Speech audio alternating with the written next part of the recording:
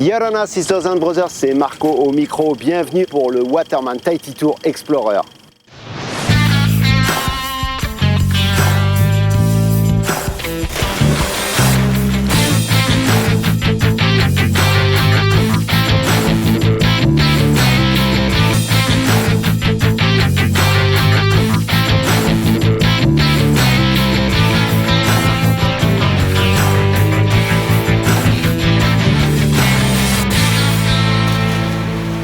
Prendre un rendez-vous avec la nature, prendre un rendez-vous avec l'âme polynésienne et aller à des endroits où on n'a jamais l'occasion d'aller.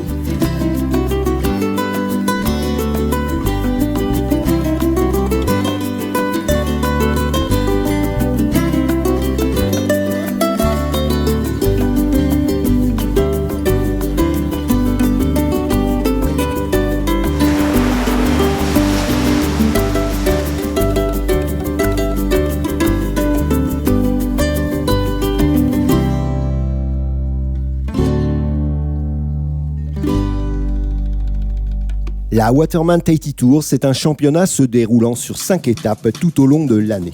C'est d'autant plus une aventure humaine où les nombreuses destinations depuis le début de l'aventure ont soudé un groupe de passionnés. Les Waterwomen et Waterman se sont rendus sur plus d'une vingtaine de destinations, principalement à Tahiti et aussi sur d'autres îles polynésiennes. Ces sportifs, tendance aventuriers, ont également réalisé de nombreux déplacements à l'étranger, notamment au camp Pendleton, une base militaire américaine située près de San Diego. Pendant la Seconde Guerre mondiale, des militaires du camp Pendleton ont participé et protégé les îles du Pacifique, notamment Bora Bora, surnommée la perle du Pacifique par ces vétérans américains. Bora Bora a été également une destination du Watermana, un grand rassemblement de sportifs aquatiques qui fête cette année ses 20 ans.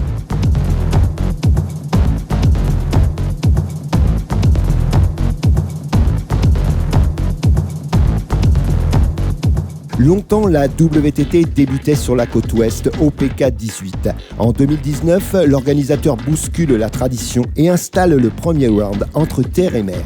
Le e-bike fait son entrée au sein de la WTT et c'est l'occasion de découvrir une nouvelle destination, le lac Veiria.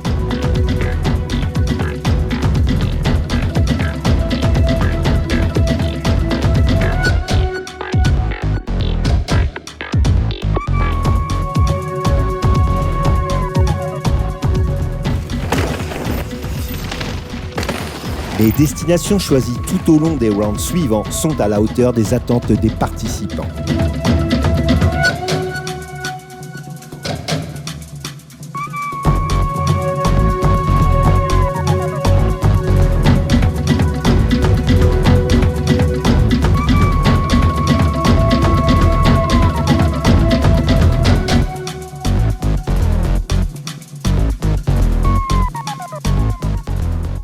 Après le dernier round de la WTT, c'est une grande finale ou plutôt un grand rassemblement de Waterwomen et Waterman où grands champions étrangers se confrontent aux légendaires Watermen polynésiens.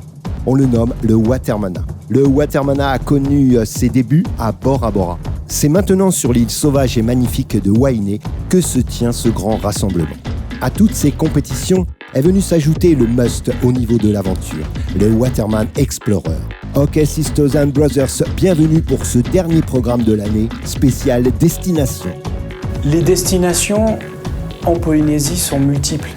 Il y a tellement d'îles, il y a tellement de facettes différentes. Le Waterman Explorer, c'est différent, c'est vraiment pas de limite, c'est nos limites, c'est aller là où on ne va pas d'habitude. Et c'est vrai que ça nécessite des efforts d'imagination de Stéphane, mais il est tellement plein de surprises qu'à chaque fois, il nous étonne. Et on est suspendu au suspense de savoir quel va être le prochain voyage.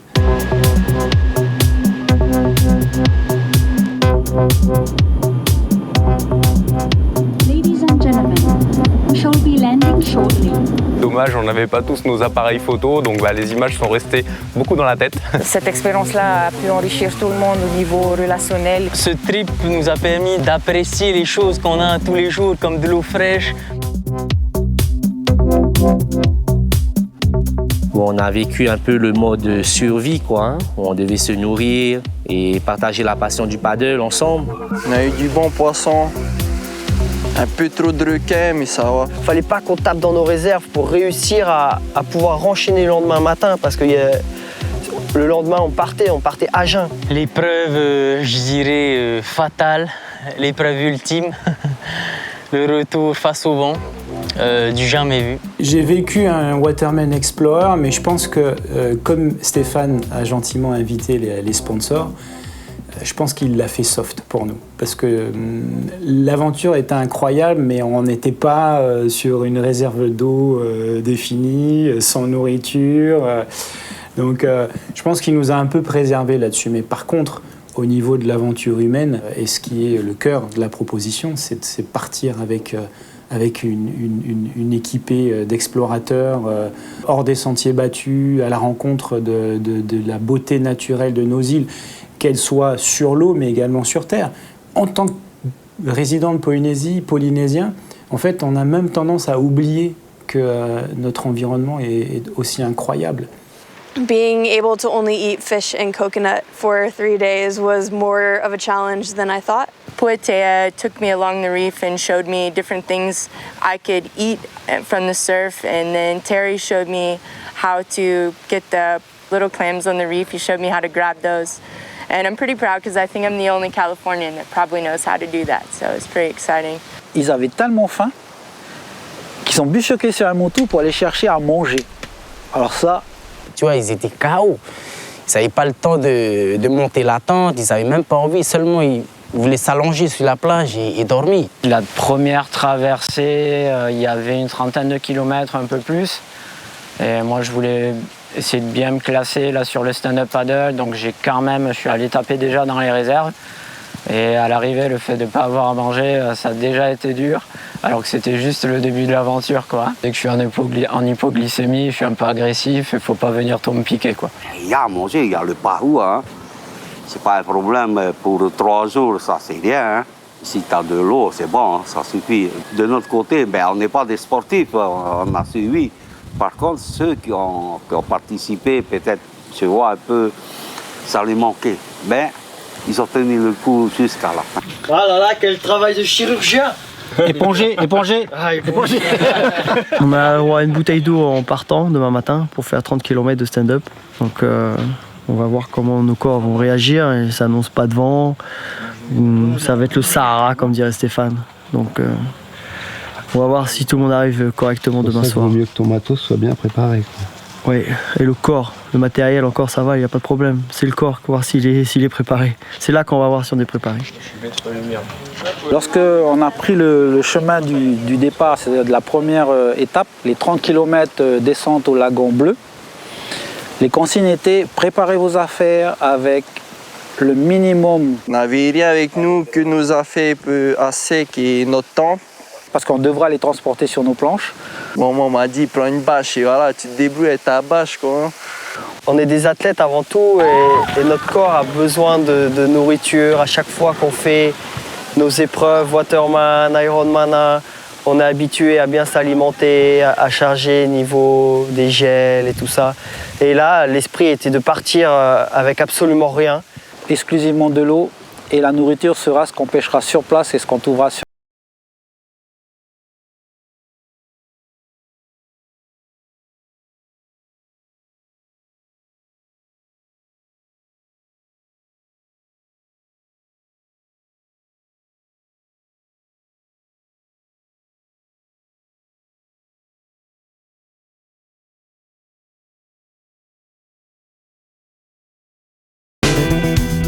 Our first paddle that was supposed to be downwind on the stand-up, I followed Thierry and a couple other people, and we went way high. We passed the motu that he said that we were supposed to pass, and then we went way up high. And then they came in the boats and they got us and they told us that we had to go all the way back down again. So I think we paddled like 3K extra. It was a nice paddle, it was really beautiful, and one of the things that I enjoyed the most was as you were paddling the deep blue lagoon water, every now and then you'd see really bright blue shallow water in the middle, and it was kind of these cool little areas that were unexpected.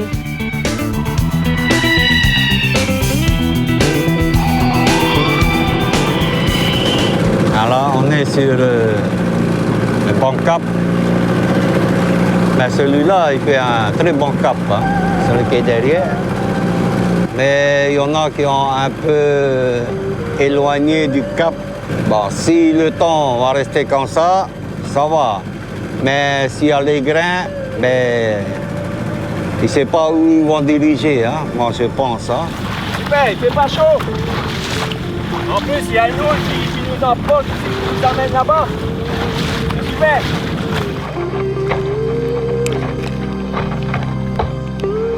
Déjà, quand tu tombes dans le grand lagon de Rangui, et tu es au beau milieu du lagon, tu vois rien à l'horizon. Là, parfois, tu te demandes où est-ce que tu vas, qu'est-ce que tu fais là, au beau milieu du lagon. Alors tu continues de ramer, et au moment où il voit les motos, là, ça va, quoi. Les gars, c'est une stratégie ou vous savez pas où est le moto parce qu'il est là-bas, le moto, hein? Je visais le moto, hein, moto paillot.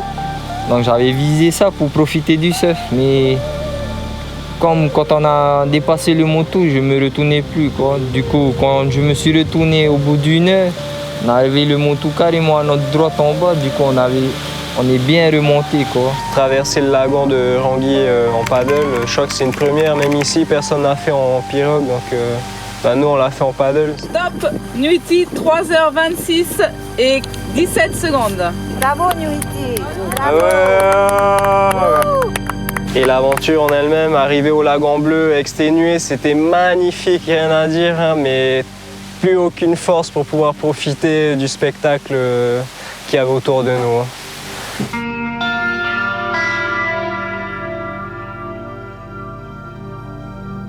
I did most of it with Olivier, and we enjoyed every second of it. We stopped as often as we could to take pictures in beautiful areas inside the lagoon. Then when we got to the Motu, all the coconuts and the fish, everybody fishing on the reef. It was just the coolest place. There were little sharks swimming around and just coconut trees everywhere, and we set up our camping stuff and we started our kind of off-the-grid stuff, which was different but cool.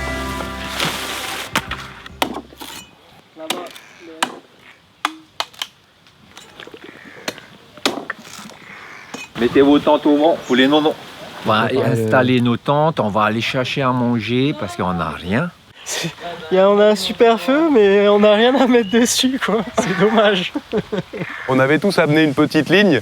Bon, ceux qui ont ramené le poisson, c'est vraiment ceux qui avaient les pouis-pouis, qui ont été chercher le poisson. Et heureusement qu'ils étaient là, parce que sinon, ça aurait compliqué l'aventure. Moi, ce que je retiendrai de ce trip, c'est vraiment le partage, quoi. Hein. C'est ce qui s'est passé. Le soir, on était tous réunis, hein, à manger, à partager nos expériences, à discuter.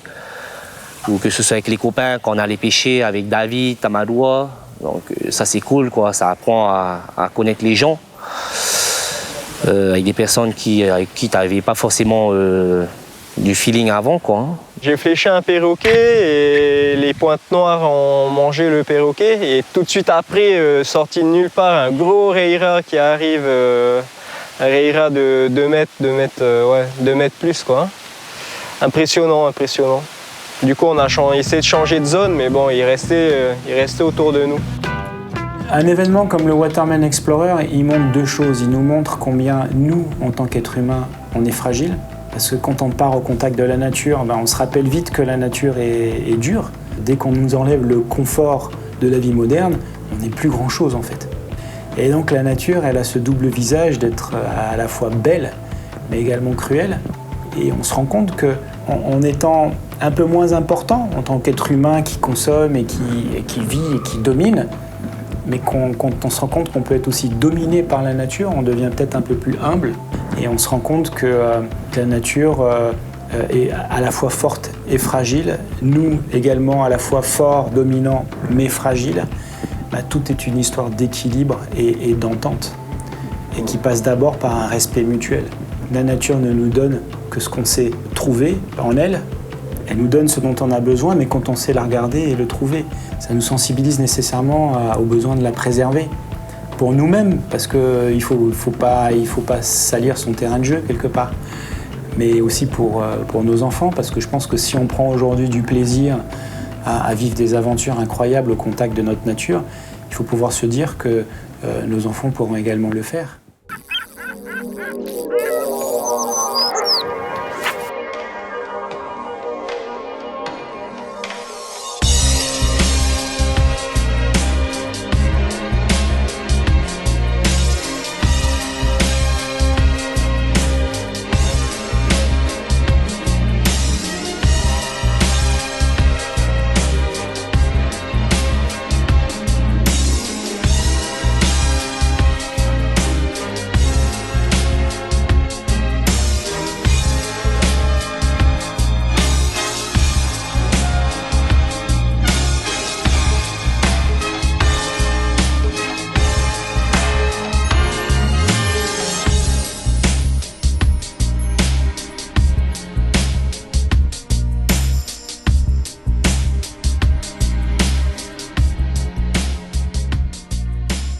It was very challenging, especially the water. I feel like the food, I love the food. Bearable, but we come from a climate that's much cooler and less humid, so the water was the hardest part for both of us. Yeah, I the think. dehydration definitely set in faster than it would have at home. And I think being on the big board with the 4 other guys really helped us power through it. If I was alone on my own stand-up, I honestly don't think I would have made it. So the teamwork at the end was really, really helpful. And it's not always about winning races and winning. It's not about the first guy across the line. He seems to work on that sort of mental ability of being able to push your body to your own potential best. And mentally you can get very burnt out from that. But with Stefan, he kind of has a different approach, and it's really, really nice to sort of listen to him. Le fait d'inviter des athlètes internationaux à venir découvrir la Polynésie, ça permet de faire des rencontres pour les athlètes locaux. Et ça permet également de créer des ambassadeurs qui, parce qu'ils vont vivre des moments incroyables, vont pouvoir en parler à l'étranger, dans leur club, dans leur réseau d'amis. Et c'est comme ça qu'on participe à la promotion touristique de la Polynésie, puisqu'au final, Air Tahiti Nui, au même titre que Tahiti Tourisme, est engagé dans la promotion de nos îles.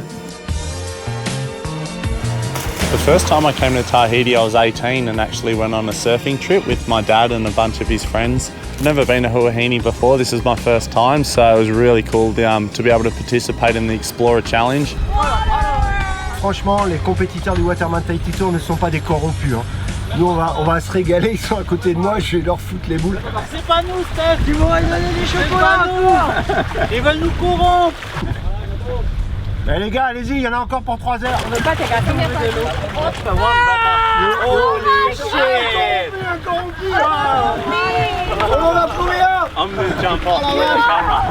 I want water though. Throw your paddle.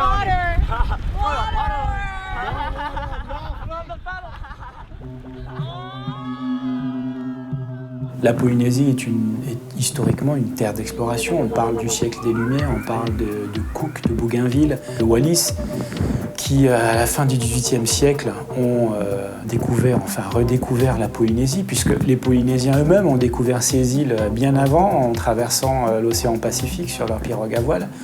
Les îles de Tahiti, il est vraiment rattaché cet esprit d'aventure, d'exploration. Et c'est toujours vivant aujourd'hui, c'est ça qui est intéressant à voir. C'est qu'on peut en parler au passé, on peut parler de la Bounty, et de ces révoltés et de tout ce qui s'est passé, mais aujourd'hui encore, il y a des révoltés qui veulent qu'on abandonne tout, qu'on abandonne la civilisation et nos codes sociaux et notre confort pour nous jeter dans le bain de cette nature brute à son contact, pour retrouver peut-être un petit peu des choses qu'on a perdues. C'est ce que Fletcher voulait pour lui-même et les mutinés à l'époque. C'est des choses qui sont encore vraies aujourd'hui. Ces leçons d'histoire, elles sont toujours présentes. Elles tournent dans le mythe polynésien. Et par des aventures comme le Waterman Explorer, on repart sur leurs traces. On perpétue, on fait vivre ces traditions.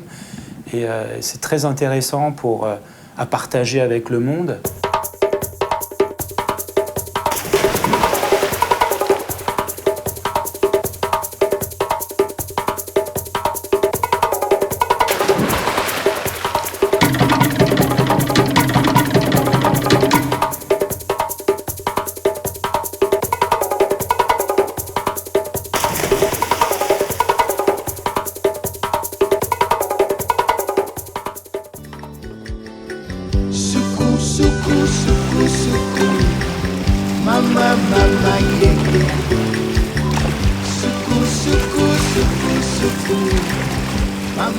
Ce qu'on est en train de faire comme expérience dans la Wahine Explorer 2018, c'est que magnifique. C'est vraiment un bel événement qui emmène ce côté finesse, qui emmène ce côté de la souplesse, qui emmène ce côté de partage, qui emmène ce côté émouvant aussi.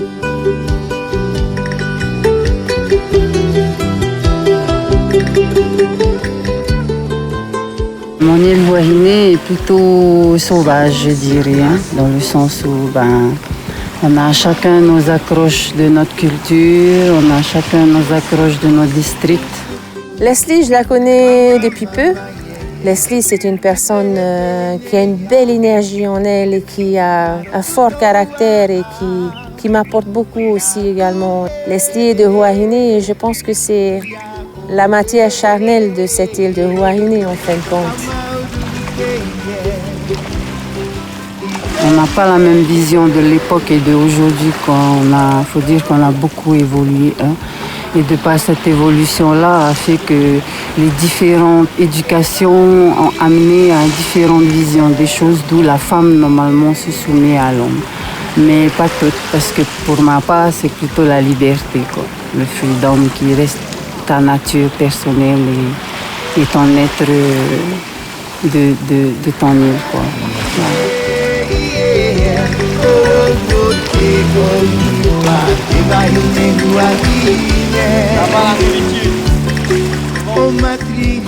Tous ceux de Wahine qui veulent apporter et montrer leur exemple au niveau de la pêche, au niveau de la force, avec le Big Sep, les jeunes de Hapu qui sont arrivés deuxième dans un championnat qu'ils ont fait sur Tahiti, je crois.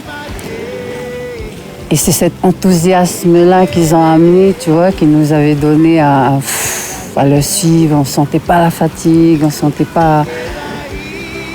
pas que c'était un jeu d'exploration. C'était vraiment ce côté typique acharné, vainqueur, qui donne envie de leur proposer, pourquoi pas, de faire la Waterman,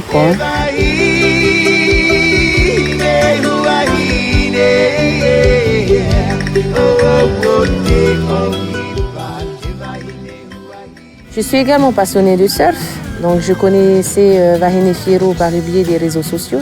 J'ai échangé quelques mots avec Puatea, Elise et Nere. On parlait des compétitions, des sponsors et tout, et puis c'est sur l'eau, mais c'est vraiment deux mondes différents. C'est vraiment pas la même chose, même si on est sur le même terrain. Et c'était vraiment intéressant de partager nos différentes expériences. J'ai commencé le surf à l'âge de 5 ans. Ici, j'ai appris à Wahine. Et j'ai commencé la compétition assez tard comparé aux autres filles. J'ai commencé à 14 ans.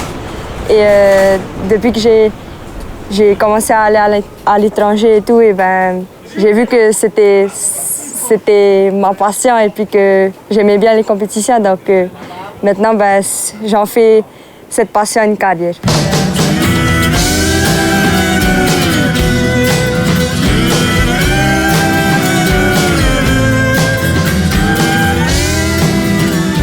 Ça a été une expérience assez fatigante pour elle parce que j'étais avec elle et j'essayais de la soutenir et en lui disant qu'il ne fallait pas trop mettre de la pression pour éviter qu'elle se fasse mal au dos, qu'elle se fasse mal aux épaules. Et Wahine a l'habitude de manger 3 fois par jour. Et oui, elle a évidemment sauté sur l'occasion pour vivre l'expérience à fond avec nous, même si elle devait partir le matin tôt pour son entraînement de surf. C'est la première fois que je participe à un Explorer. C'est différent de ce que je fais, mais c'était top de partager cette expérience avec d'autres athlètes de Tahiti et de Wahine.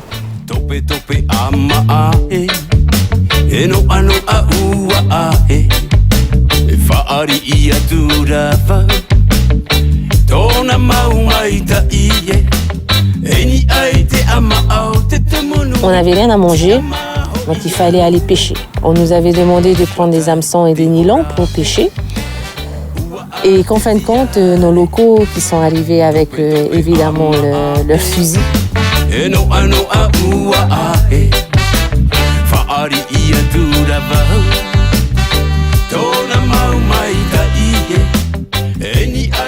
C'était top.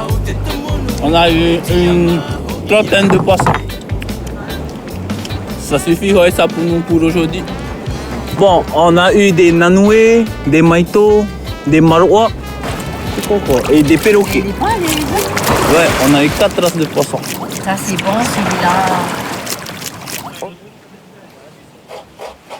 Merci encore à ces garçons-là de nous faire voir en fait que c'est là, c'est juste là, il faut plonger, mets ton masque et vas-y, va chercher. Et en fait, c'est à portée de main. C'est tellement plus facile pour nous aujourd'hui de sortir son portefeuille et prendre un coca dans le réfrigérateur et prendre un morceau de chocolat. La difficulté, c'est de choisir, d'arriver à trouver où le prochain Explorer va pouvoir se passer, sachant qu'il peut se passer à tellement d'endroits en même temps. Donc je pense que le seul mot que je dirais, c'est continuer à explorer, continuer à être étonné par notre nature. Et je pense qu'on n'a souvent pas besoin d'aller très loin finalement pour retrouver des choses qu'on n'a jamais vues avant. Ok, Sisters and Brothers, c'est la fin de ce programme spécial Exploration et Destination. Nous espérons vous retrouver pour une nouvelle saison en 2020. Ciao, ciao!